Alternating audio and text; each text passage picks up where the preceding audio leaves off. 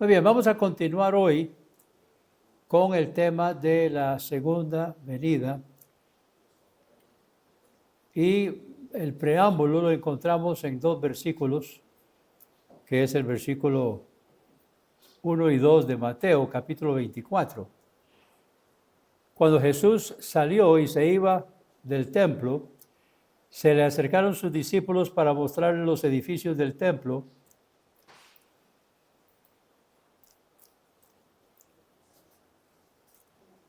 Y respondiendo él les dijo: ¿no veis todo esto? De cierto os digo que no será dejada aquí piedra sobre piedra que no sea derribada.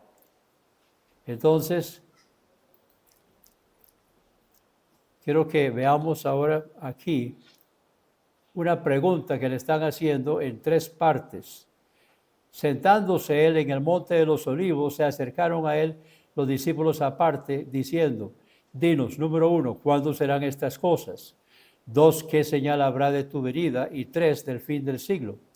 Ahora, número 1, ¿cuándo serán estas cosas? ¿Qué cosas? Está hablando de no quedará piedra sobre piedra en el templo. Eso ocurrió en el año 70, cuando Tiro destruyó Jerusalén y la nación de Israel fue totalmente dispersada. Entonces la segunda pregunta, ¿qué señal habrá de tu venida? Hablando de la segunda venida de Cristo. Entonces ahí es donde nosotros vamos a continuar y vemos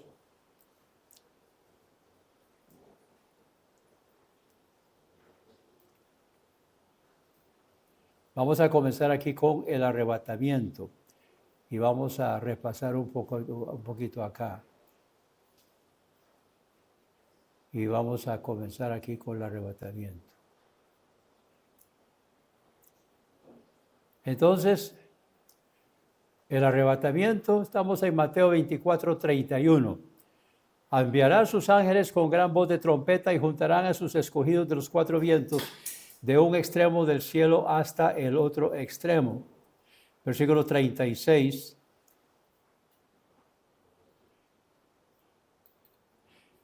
Mateo 24, 36.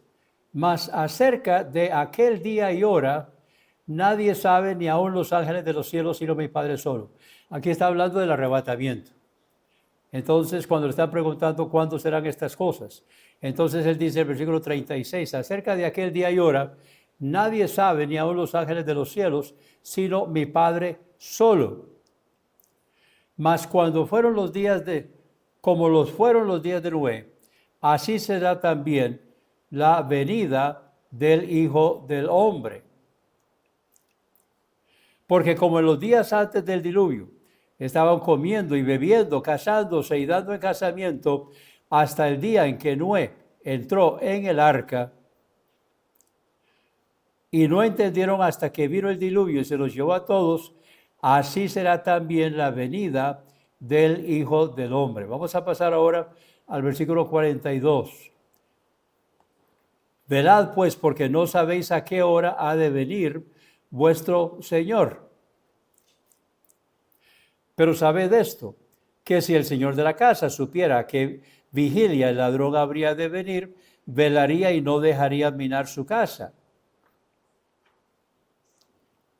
Por eso también vosotros estad preparados, porque el día del hombre, porque el Hijo del Hombre ha de venir a la hora que no pensáis. Vamos ahora a pasar entonces a 1 Corintios capítulo 15, comenzando con el versículo 51. He aquí os digo un misterio. Ciertamente no todos dormiremos, pero todos seremos transformados. Entonces aquí está hablando de aquellas personas que están con vida cuando Cristo viene. Entonces va a ser aquí una diferencia entre los que ya están con el Señor y los que todavía estamos aquí en el momento que Cristo viene.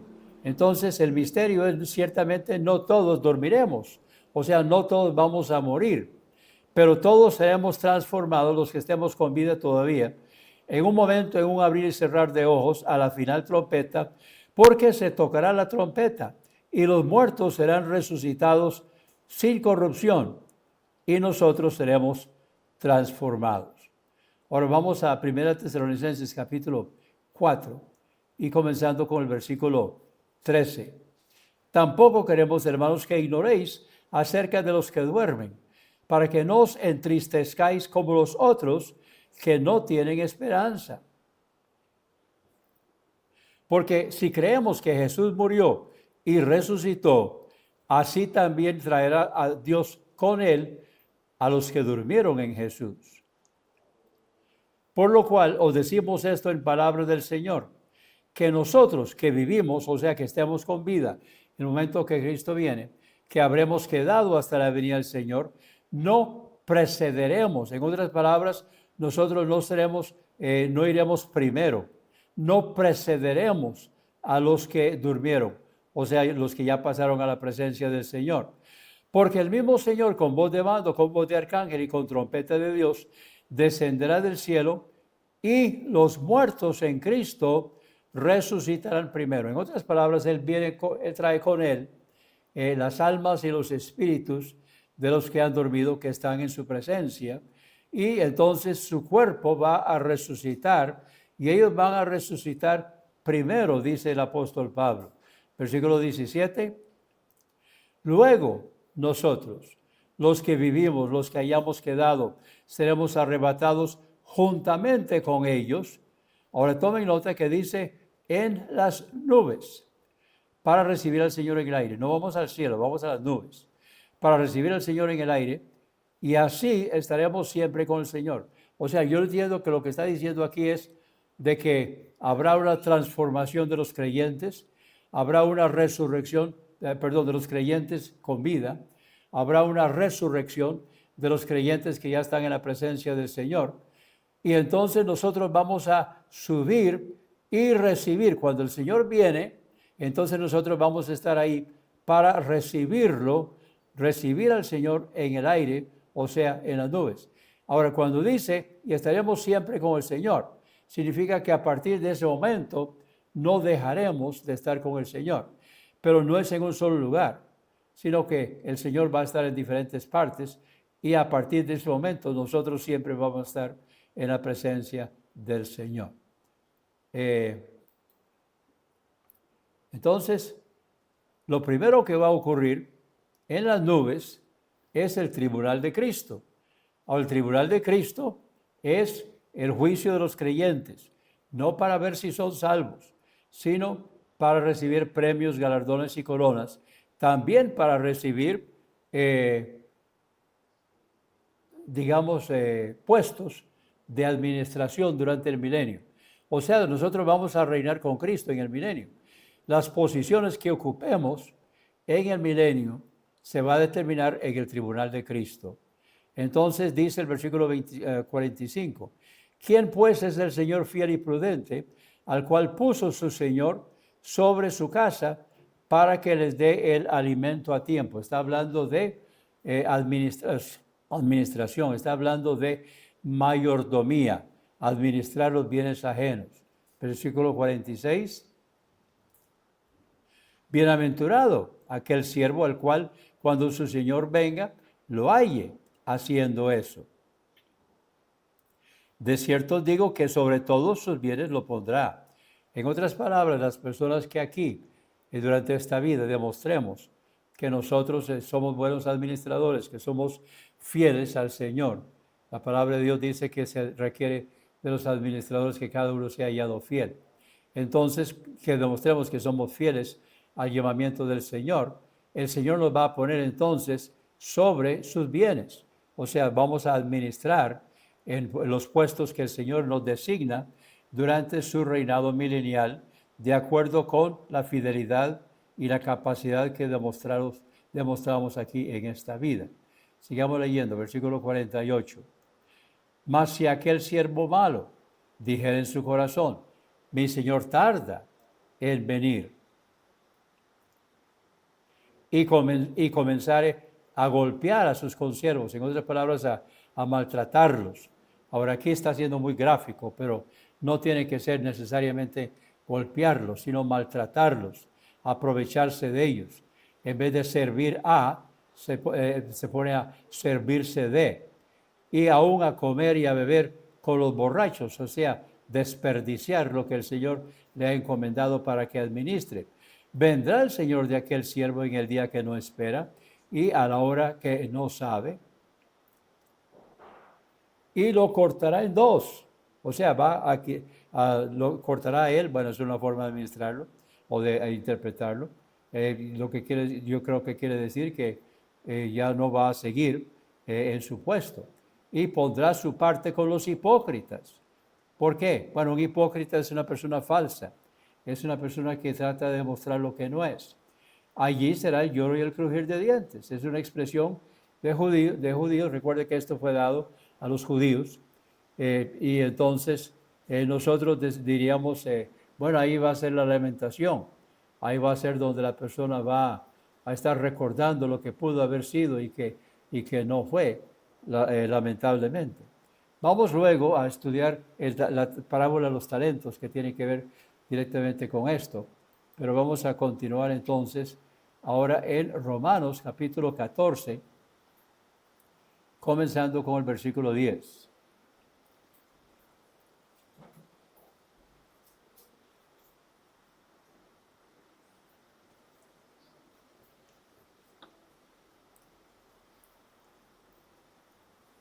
Y le dice Pablo a los romanos, mas tú, ¿por qué juzgues a tu hermano? O tú también, ¿por qué menosprecias a tu hermano? Porque todos compareceremos ante el tribunal de Cristo. O sea, vamos a tener que rendirle cuentas al Señor un día. Porque escrito está, vivo yo, dice el Señor, que a mí se doblará toda rodilla y toda lengua confesará a Dios. En otras palabras, ni usted ni yo tenemos de qué gloriarnos. Es el Señor el que va a recibir toda la honra y la gloria, y toda rodilla se doblará delante del Señor. De manera que cada uno de nosotros, hablando de creyentes, dará a Dios cuenta de sí. Pasemos a 1 Corintios 4. Téngannos los hombres. Ahora, aquí está hablando Pablo a los corintios. Recuerda que la iglesia de Corinto estaba dividida. La iglesia de Corinto estaban, yo soy de Pablo, yo soy de Apolos, yo soy de Pedro, yo soy de Cristo. Entonces, Pablo les dijo, ustedes a mí no me hacen ningún favor por decir yo soy de Pablo. Y ellos no tienen por qué estar juzgando. Téngannos solo los de la contienda. Pablo, Pedro, Apolos. Téngannos los hombres, a nosotros, por ministros de Cristo y administradores de los ministerios de Dios. La palabra ministro significa siervo, la persona que sirve a otros. Aquí se tiene eso como que fuera el que se enseñorea, pero la palabra significa siervo, el que sirve. Entonces tengan los hombres por ministros o siervos de Cristo y administradores de los misterios de Dios, lo que el Señor nos ha encomendado. Ahora bien, se requiere de los administradores que cada uno sea hallado fiel.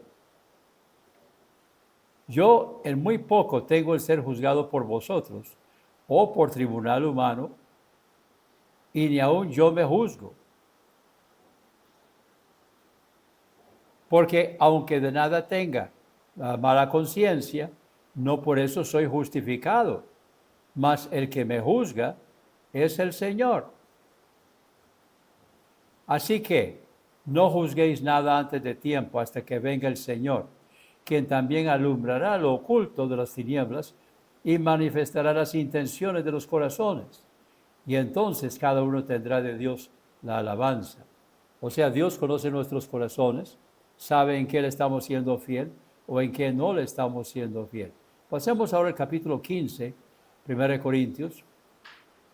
Recuerden que 1 Corintios capítulo 15 es el capítulo de la resurrección, pero la resurrección es indispensable para la vida más allá. Entonces, después de hablar de la resurrección y la importancia y hasta lo indispensable que es la resurrección para la fe cristiana, entonces Pablo habla de las cosas postreras. El término para eso en la teología es la escatología. Escatología es el estudio de las cosas postreras. Dice comenzando en el versículo 53. ¿Por qué es necesario que esto corruptible, o sea, este cuerpo mortal, se vista de incorrupción y esto mortal, o sea que va a haber la muerte, se vista de inmortalidad, o sea que va a vivir para siempre? Y cuando esto corruptible sea vestido de incorrupción y esto mortal sea vestido de inmortalidad, entonces se cumplirá la palabra que está escrita: sorbida es la muerte en victoria. ¿Dónde está, oh muerte, tu aguijón? ¿Dónde, oh sepulcro, tu victoria? Ya que el aguijón de la muerte es el pecado, y el poder del pecado, la ley. Mas a Dios gracias, que nos da la victoria por medio de nuestro Señor Jesucristo.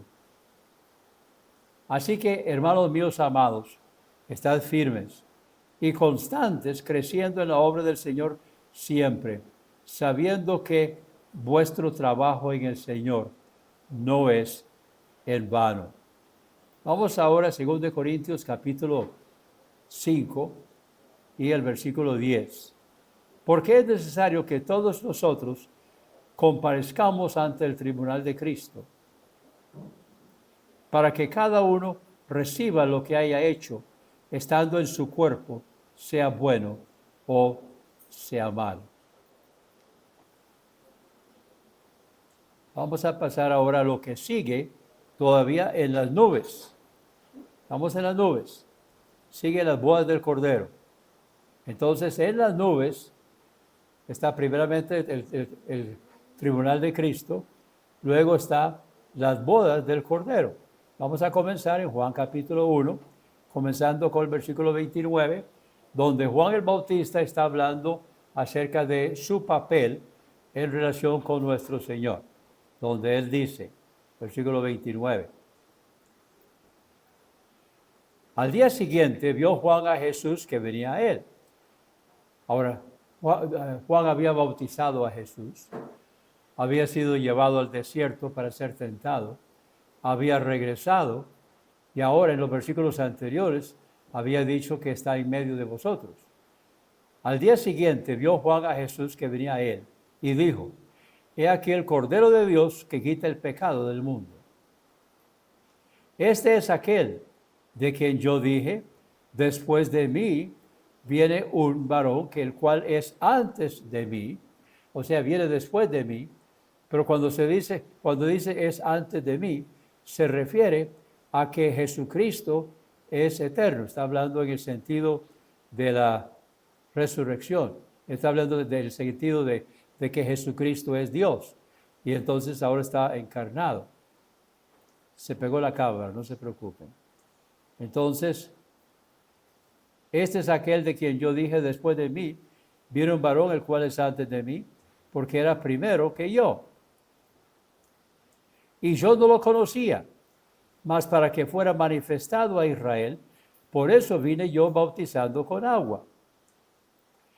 Y Juan dio testimonio diciendo, aquí está hablando del momento del bautismo de Jesús, vi al Espíritu que descendía del cielo como paloma y que permaneció sobre él.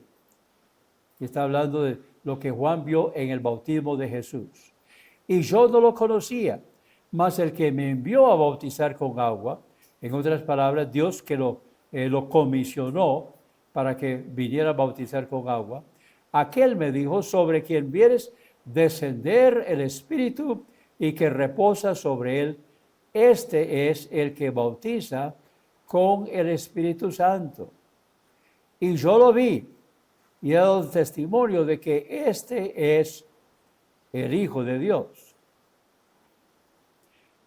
Y vinieron a Juan y le dijeron, Rabí, pasamos ahora al capítulo 3, versículo 26. Rabí, el que estaba contigo al otro lado del Jordán, de quien tú diste testimonio, he aquí bautiza. Y todos van a él. En otras palabras, aquí los judíos vienen y están diciendo a Juan, ya muchacho, se te fueron arriba. Ya, usted lo identificó, lo señaló, lo bautizó, dio testimonio de él. Ahora ya no vienen donde usted, ahora van donde él. Vamos a ver qué les contesta Juan. Versículo 27. Respondió Juan y dijo, no puede un hombre recibir algo si no le fuere dado del cielo. O sea, lo que Juan está diciendo es, esto es el plan de Dios. Es lo mismo que él le dijo a Jesús cuando Jesús le dijo de que lo bautizara, porque Juan dijo, yo necesito ser bautizado por ti y tú vienes a mí. Y Jesús le contestó, deja ahora porque así es necesario que se cumpla toda justicia. Ahora Juan está diciendo, entonces no puede un hombre recibir algo si no le fuere dado del cielo. O sea, Jesús trae su comisión de parte de Dios, de parte del Padre. Vosotros mismos me sois testigos de que dije, yo no soy el Cristo, sino que soy enviado delante de Él para preparar el camino. El que tiene la esposa es el esposo, mas el amigo del esposo. Ok, hablemos un poco del mejor amigo. Hoy el mejor amigo es un buen amigo del novio.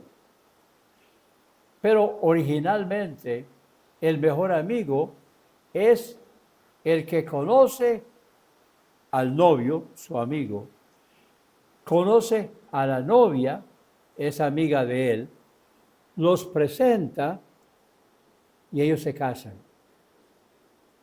Ese es el mejor amigo. El que lo conoce a él, la conoce a ella, los presenta y ellos se casan. Y ese es el papel de Juan el Bautista. Entonces Juan el Bautista está presentando al esposo, Cristo, con la esposa, la iglesia. Aquí está, ya aquí está la iglesia, casi. El que tiene la esposa es el esposo, más el amigo del esposo, que está en pie y lo oye, se regocijará mucho al oír la voz del esposo. O sea, cuando llegue el esposo ya a la boda. Así pues, mi gozo está cumplido. Ya yo cumplí mi trabajo. Es necesario que él crezca, pero que yo mengüe. O sea, el papel del mejor amigo lo acompaña hasta la boda.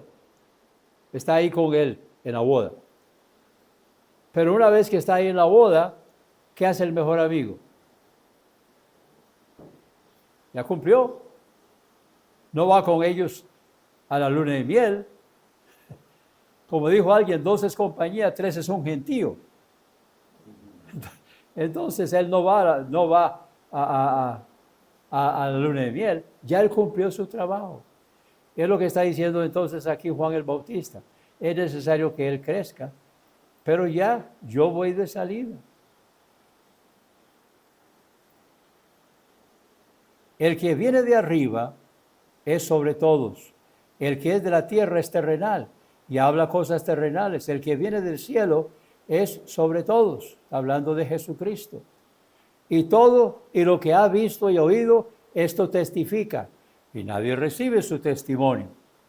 El que recibe su testimonio certifica que Dios es verdadero. Porque el que Dios envió, las palabras de Dios habla. Porque Dios no da el Espíritu por medida.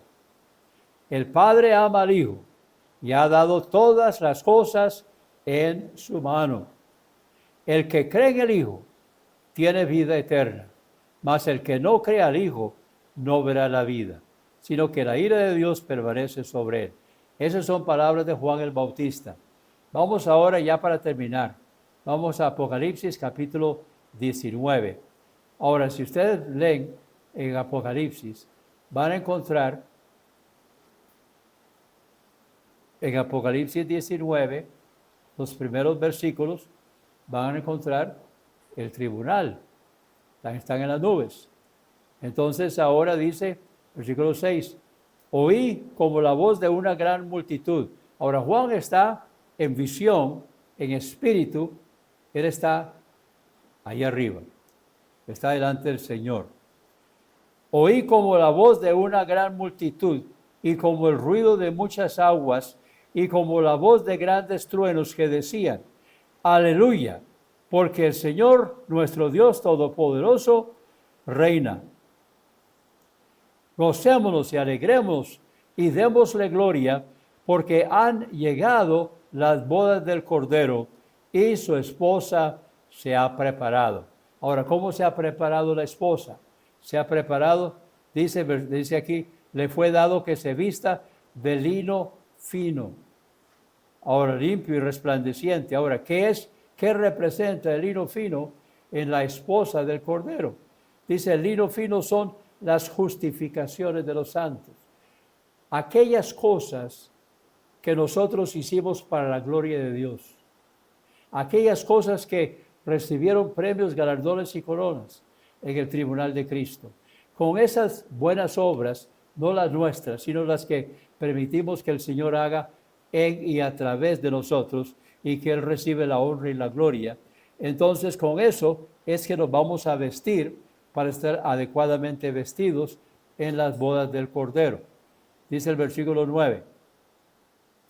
Y Él me dijo, escribe, bienaventurados los que son llamados a la cena de las bodas del Cordero. Ahora, están las bodas del Cordero y luego están los invitados, que es a la cena. Entonces, la iglesia es la esposa.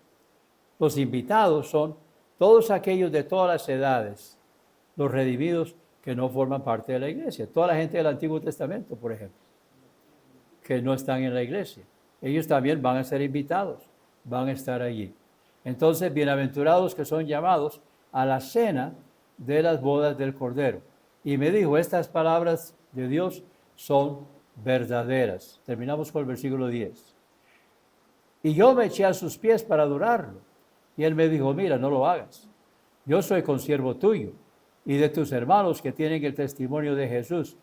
Adora a Dios, porque el testimonio de Jesús es el espíritu de la profecía. Entonces, terminamos hoy viendo las bodas del Cordero, donde Jesús viene. Si ustedes siguen leyendo ahí en el capítulo 19, van a venir donde Jesucristo viene en gloria con sus santos a la tierra. Viene montado en un caballo blanco, brioso, y con un cinto que dice el verbo de Dios. Y viene para aniquilar los que están aquí en guerra, la guerra de Armagedón, y para tomar dominio sobre la tierra.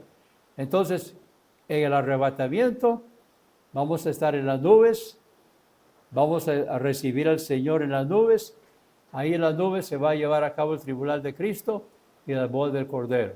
Luego venimos con Cristo ya cuando Él viene en gloria. Al final viene a la tierra y entonces Él va a tomar los pasos necesarios para comenzar a reinar. Ahora, cuando Él viene, todavía no es inmediato. Hay que hacer arreglos aquí en la tierra, que eso vamos a verlo después, para que Él pueda sentarse en el trono de David. Entonces, espero que esto nos ayude a poder entender acerca de todas estas cosas.